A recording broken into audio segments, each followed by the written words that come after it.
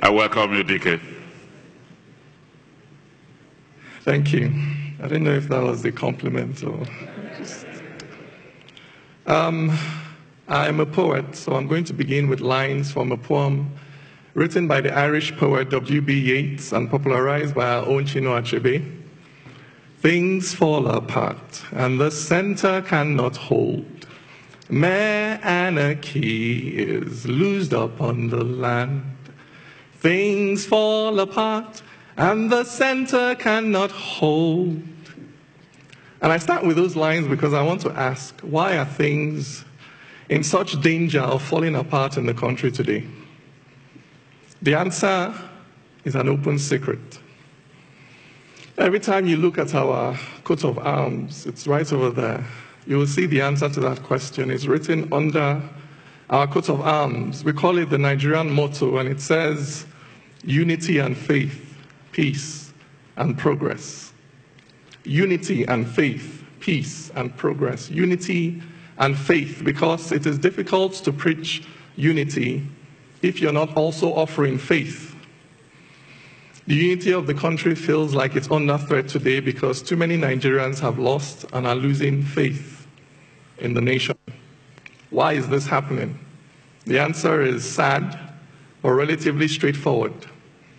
Where you have a soldier that has paid the ultimate price defending the territorial sovereignty of the country, perhaps in the northeast, and afterwards the government struggles for one reason or the other to care for the widow and orphans is left behind, people lose faith.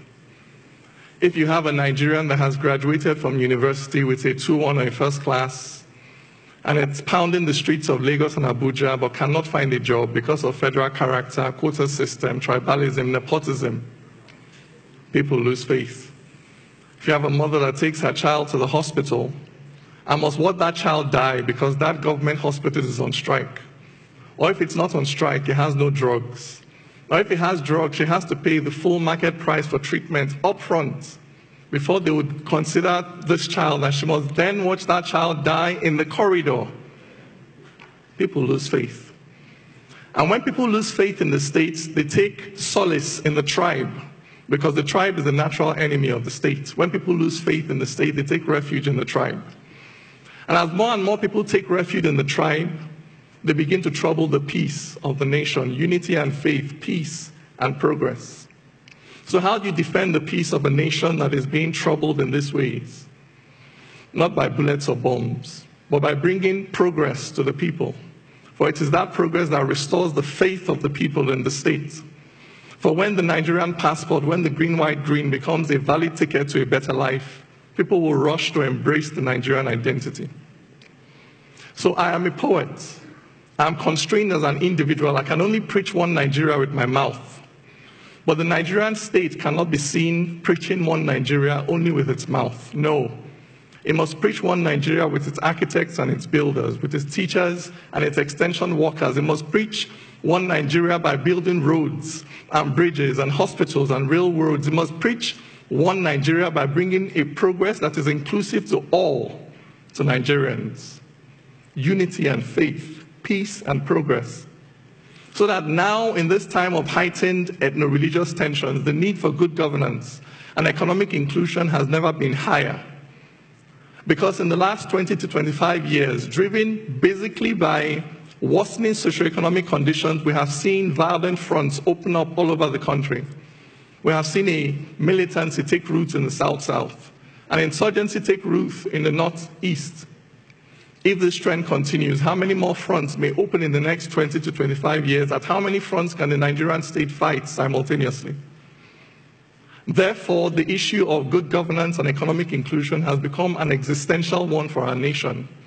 If we are not able to turn the tide and begin to effectively deliver a better life to Nigerians across board, then it is only a question of time before the Nigerian state begins to buckle under the increasing weight of these multiplying socioeconomic contradictions.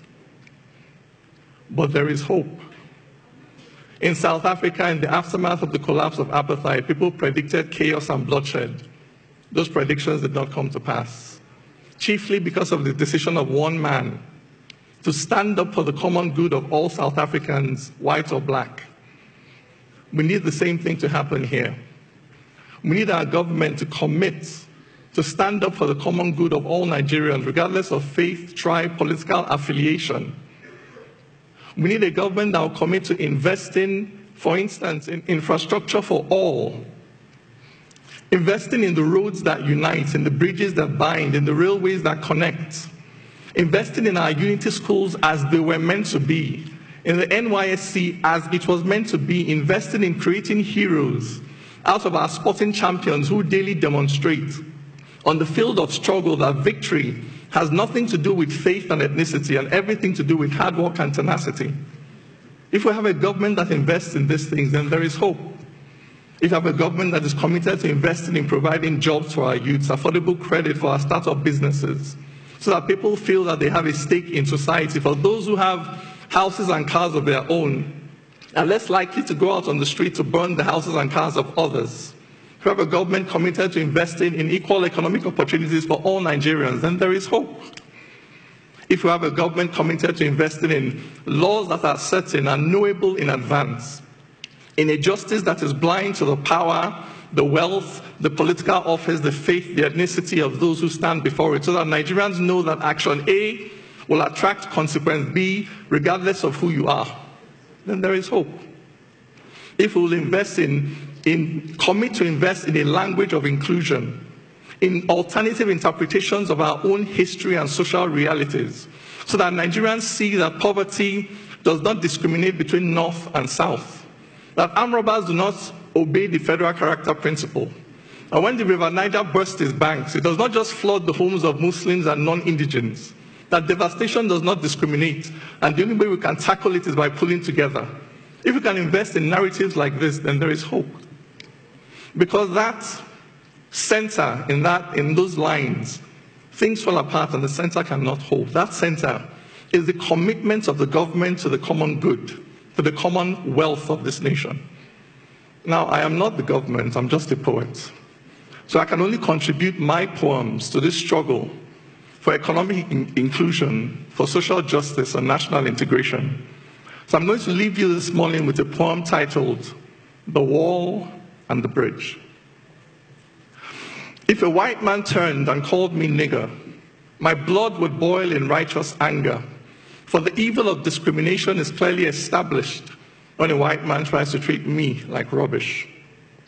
But if Hausas say Igbos are greedy and crude, and Igbos say Hausas are haughty and rude, and Ijaw says the Shekiri must die today, and Ezra tells the Zulu there is no other way. If Yorubas declare it is Awo or nothing, and we use federal character to share everything, so before you can even smile and tell me welcome, you must first ask me where my father is from. If those who were settlers but now indigents say those who are settlers can't become indigents, and the Constitution says we are all citizens, local governments keep issuing certificates of origin. If my brother passed JAM but can't go to uni because he is Tiv and he's not Kanuri, and UNIMAID has a quota for its catchment area, so he must go back to Benue or wait one more year.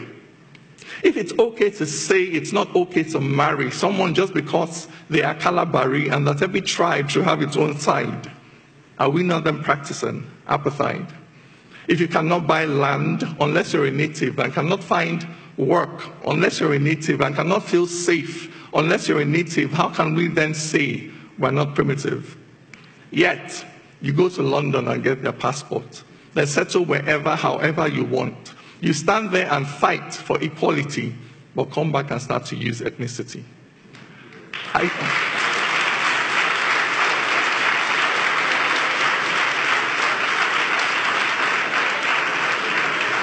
I don't get the logic of thinking it's different to be tribalistic and then to be racist.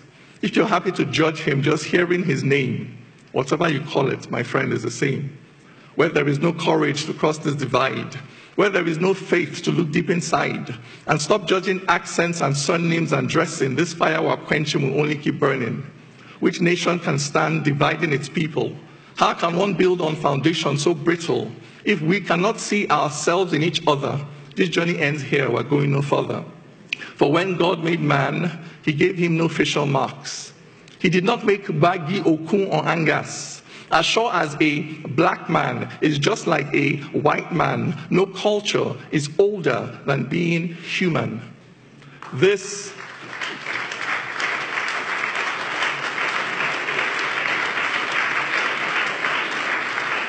is the truth until we accept it.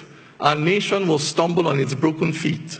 For the same things can bind us that drive us apart. For the wall and the bridge are both in the heart. Thank you very much.